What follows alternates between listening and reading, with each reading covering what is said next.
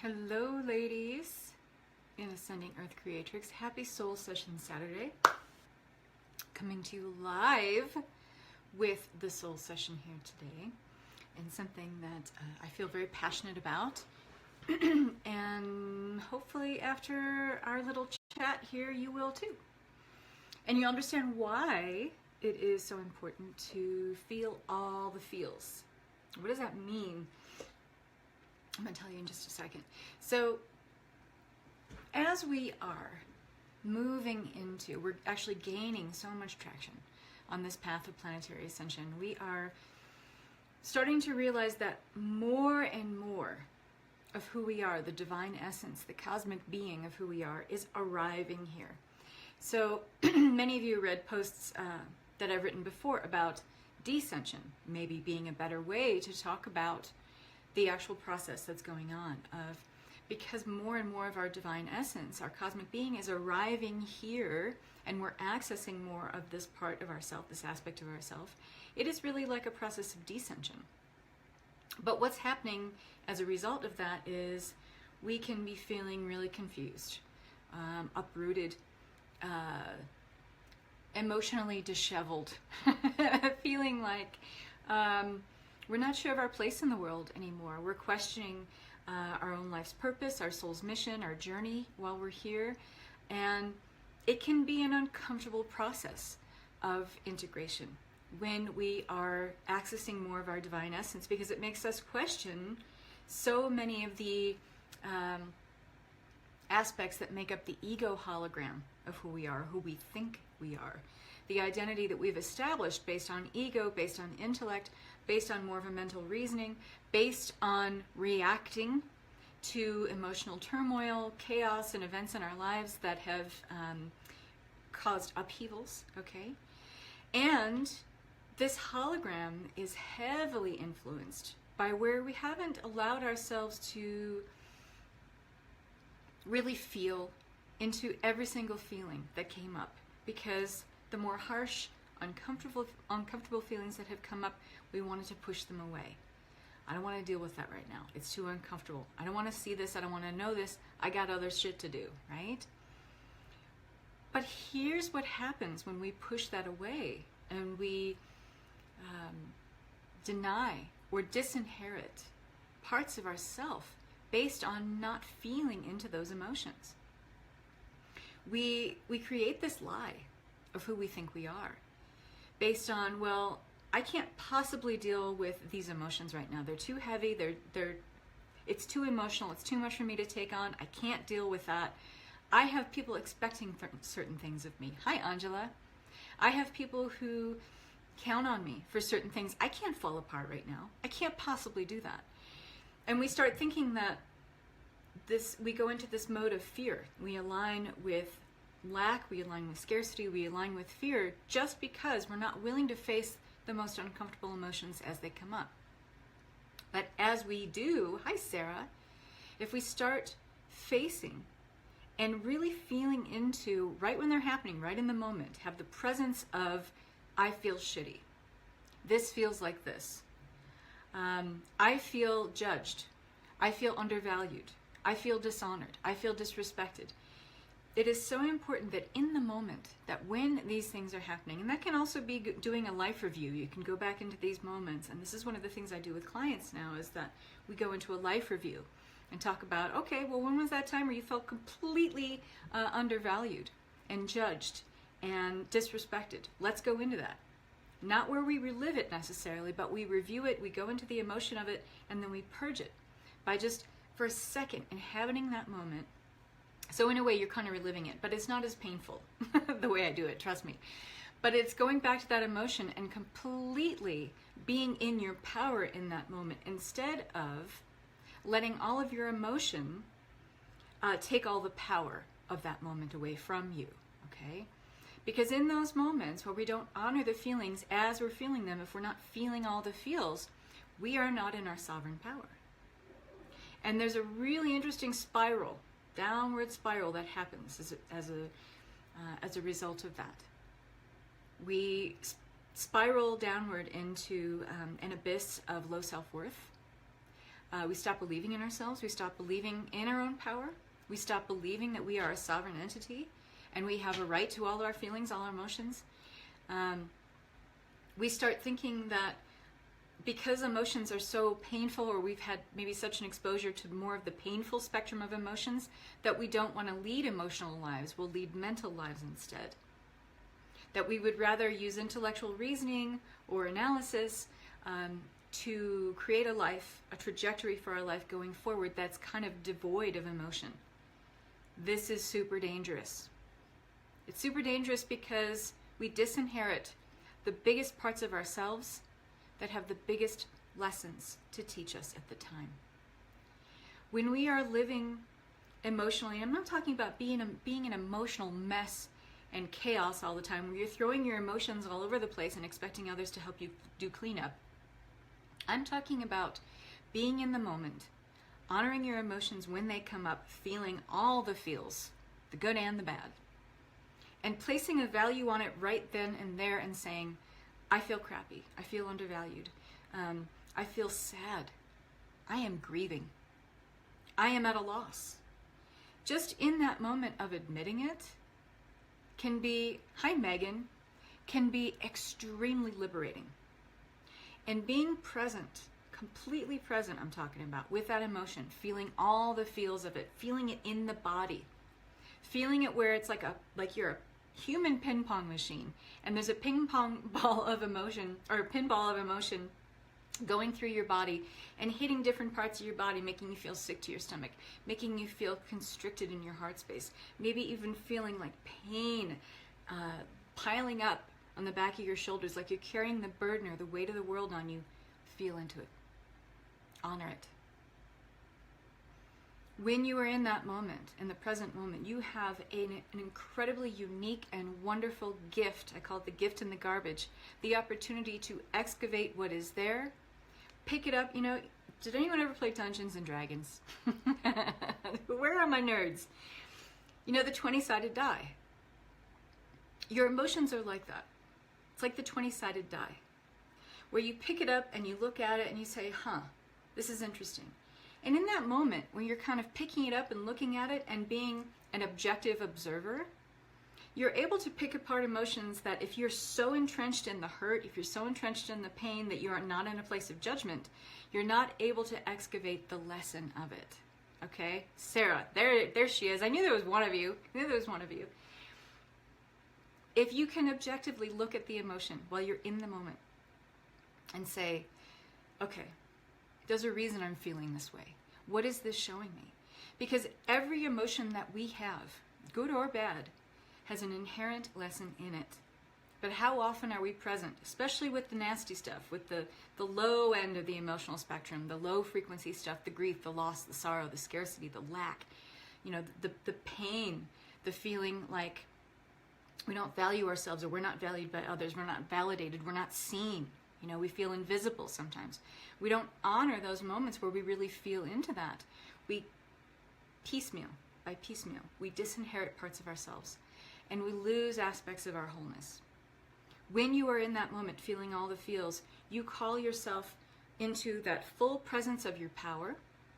You operate from a sovereign aspect of who you are, where you are completely taking responsibility for all your emotions and the lessons that they have to teach you in that moment. Because we're all here on this emotional training ground here on Earth. The grand experiment that is Earth at this time is about understanding that we are in a giant sandbox. We are on an emotional training ground, and we're here to feel all the feels. If we keep rejecting that, if we keep pushing it away, we're not here in the present moment experiencing actually what we asked to come here and experience before we incarnated, while we were still in spirit, while we were still negotiating our earthly contract with our spiritual team, with Source. We were deciding on the experiences we wanted to have in this lifetime. The stuff that's coming to you now, the stuff that came to you last week, the stuff that's going to come to you next month, is all part of the grand design of what you asked to experience when you came here. The more you push it away, guess how many more times that lesson is going to keep coming back. That emotion with the lesson wrapped up in it, it's going to keep coming back to you. Unless you fully own it, unless you fully validate your feelings, call back all of those aspects into wholeness, integrate the lessons.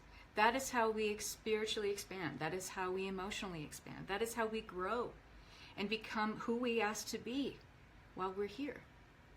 So I invite you to feel all the feels. There's a really, really fun thing that I've been doing, and it's one of the things that I'm going to be working on in the Ascended Feminine. And maybe some of you have heard it. My astrologers here in the group, Elsa Marina Forlenza and Lisa Dove, 9-star key, which is basically Feng Shui astrology. And it's really for deepening self-knowledge, for enhancing relationships with yourself, with all aspects of yourself, for bringing about greater emotional, mental, physical health, for bringing in more prosperity in your life. It's one of the things that helps you understand that we, especially as women, we are moving through different seasons of our life. Every year can introduce a different season of our life, things that we're meant to work on, focus on in our lives. And it's like Feng Shui for the soul. That's how I think of it. But it's called 9-star key. And you work with the 9-star key numbers, and it helps you to kind of calculate, through your birth year, you're able to calculate one of 9 different elements. And the elements are water, soil, tree. Soil is interchangeable with earth for me because I love working with the elements. And those of you who are in my Ascending Earth Reiki, we work with the elements there. So naturally I'm drawn to this. But it is this way of kind of dissecting the elements and figuring out which element you are. But even in that element, it has different aspects. And it's a really fun thing to figure out. And you can figure that out based on your birth year. And then you can do monthly timelines for figuring out what are you meant to work on in this month. What are the elements telling you to work on, to clear? What other elements do you need to bring in that are complementary to the element that you are inhabiting? Things like that. But it brings in an incredible amount of insight and clarity, and it's very, very practical guidance. And it's really helped me to work with the elements in a much more fulfilling way and in a much more tangible way. But it has really helped me figure out seasons. And part of my struggle to get to where I am now was understanding that maybe some seasons or some years were about just kind of pulling back, feeling all the feels, and just moving through the emotions and not taking so much action necessarily, but processing.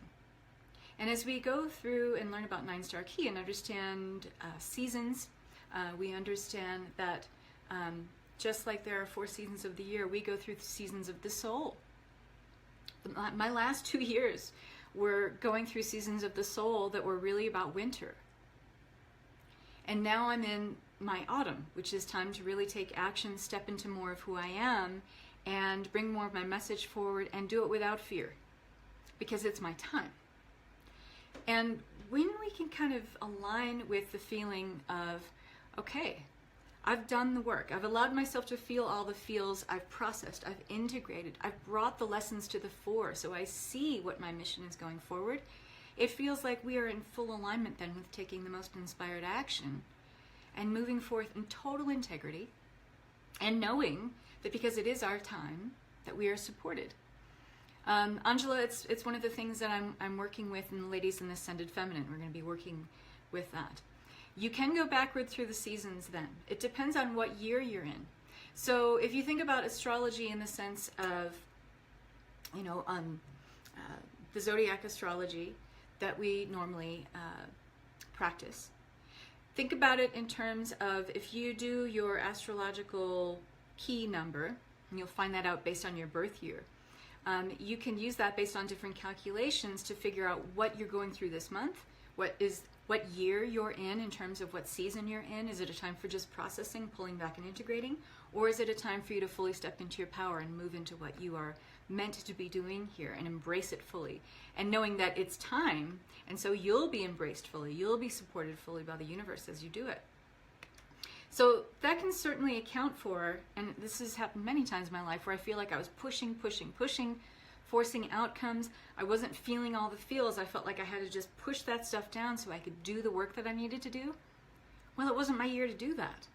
It was my year to just pull back and not necessarily retreat and surrender in a way where it was like conceding defeat. It was more about, this is my time to just feel everything, to look at everything, to be the objective observer in my own life, see the lay of the land, and just process, just integrate. And it makes more sense because this year, for me, things are like flying by. The second I set my mind to something and I fully inhabit what I'm doing, things are just moving along incredibly well because it's my time to do it. And so when we understand that we are in different seasons, we can understand that, okay, let's work with the energy instead of against it here. Does that make sense? So this is one of the things that I'm working with in the Ascended Feminine. It is a way of us being more in our sovereign power, of inhabiting this complete knowledge base, let's just say. Like embodying all of the knowledge of the universe with working with the Goddess Oracle templates, which are, ascension codes that are coming in, but understanding that how we use these ascension codes can be really dictated by what season we're in or what we're meant to be doing at this time. Does that make sense? So there are so many beautiful changes and integrations taking hold, and so many more tools coming in to our awareness for us to use so that we can make the most out of this information that's coming in. And working with 9-Star Key is just one of the ways that I'm able to do that. And we're going to be working with this quite extensively in the Ascended Feminine. And today's the last day to sign up for the early bird price on it. So if this speaks to you, if you are interested in working with the goddesses in a really, really profound way and their Ascended Master aspects, if you want to work with this 9-Star Key system and get more information about where you are in your life and how to use this information for your highest and best benefit, in total alignment with your highest and best timeline, I highly recommend getting into this course. Today is the last day to get the early bird price on it. It goes up to $9.99 after 9 p.m. tonight. There are still 4 spots left.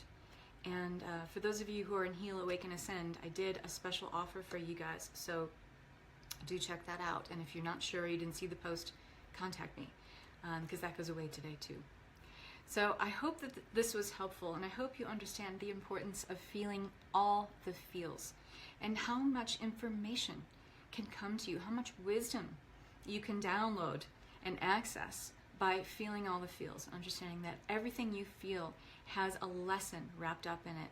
Embrace that. Embrace all parts of you, all aspects. If you truly desire to be into wholeness, this is a process we must embrace going forward. So I want to wish you so much love and light. Bye-bye.